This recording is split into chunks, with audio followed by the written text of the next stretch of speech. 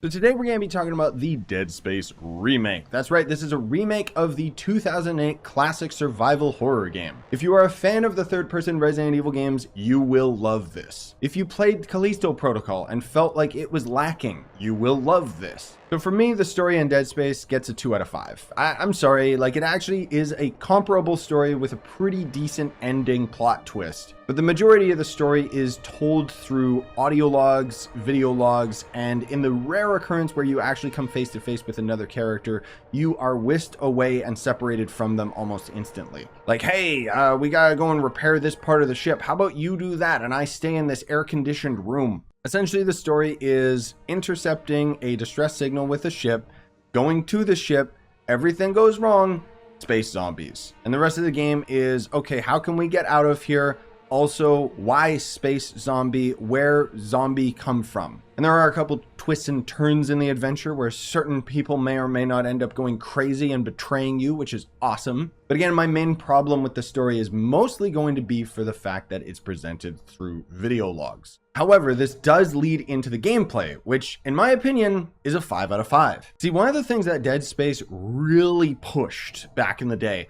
was the fact that every single menu in the game, everything about this game is all done in engine. Save for maybe like 1 or 2 cutscenes, the player is always in control. So when you're getting these video calls, you're still walking around and enemies can still attack you. Hell, you could be in the middle of going to a save station and have an enemy jump at you from behind. This works hand in hand with the fact that this is a survival horror game. Now, what does that mean? Well, it means that the game is going to be very spoopy, but you're also going to have to manage your health and ammo throughout the entire experience. You can screw yourself over. If you just go in a corner, spend all of your ammo, and then run out into the next room, chances are you're gonna die, and if you save before you do that, you could soft lock your whole file. And in my opinion, this is something that's missing from a lot of modern games, because it's putting a certain level of trust in the player that they're not incompetent. So the main gimmick with this game is that shooting off heads is not going to be a good thing, because usually it's just going to end up pissing the enemy off. Instead, you're tasked with cutting off the vital limbs of the enemies that give you an advantage depending on your situation. So more often than not, I would shoot off the legs of the necromorphs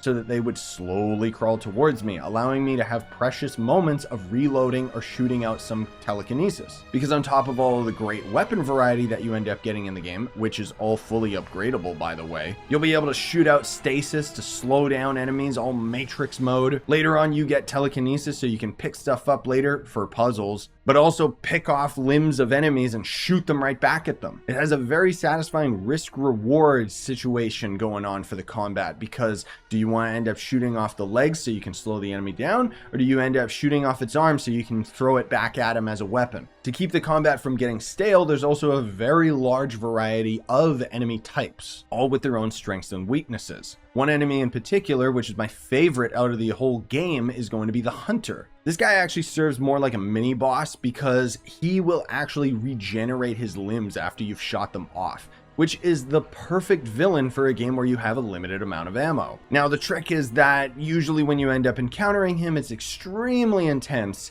and then you'll end up kind of defeating him. He goes away for a while and then comes back later. There are going to end up being more traditional bosses, but these are more so spectacles rather than something that feels difficult. And speaking of the spectacles of this game, the graphics, let's give it a 5 out of 5. They did a phenomenal job, more particularly with the lighting in this game. My God, it looks good. Like, sure, you could say that a lot of it looks the same because it's all just kind of thematically space corridors, but these are some good looking rusty corridors, dude. And on top of all of that, this game just runs extremely smooth, which is another huge point to a modern game releasing in this day and age, because take for example the Callisto Protocol.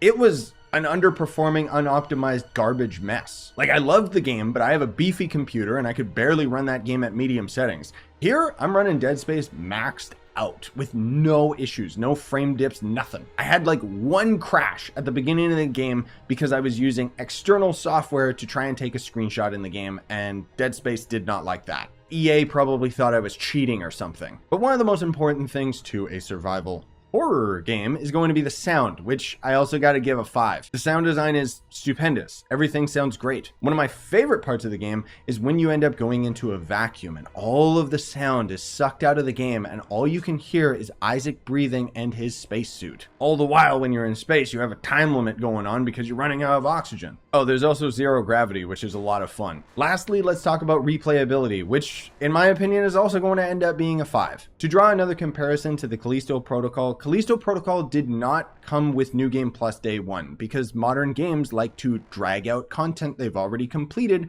to act like they're actually working on this video game. But in Callisto Protocol, when I was trying to do a New Game Plus file, I wasn't able to skip any of the really lengthy, boring intro cutscenes. And then on top of that, the only incentive that I had to even bother replaying through the game was just, oh, I can try and upgrade some of my weapons so that I can get achievements. Big deal. The Dead Space remake comes with New Game Plus right out of the bat, and when you end up beating the game, you unlock a bunch of tools and items that you can only access in New Game Plus, thus adding incentive to actually play through the game again. I don't want you guys to think that I'm just hating on Callisto Protocol, because I'm probably like one of the only people that actually really enjoyed that game. But when drawing direct comparison to this game that essentially is from 2008 and is far superior, it makes you think about some things. In conclusion, I gotta give Dead Space Remake a 4 out of 5, with my only issues being the fact that this is a remake that is almost too faithful. Like, a lot of the pacing at the end game kind of drops off a bit, and I really feel like they could have taken advantage of the fact that they remade this from the ground up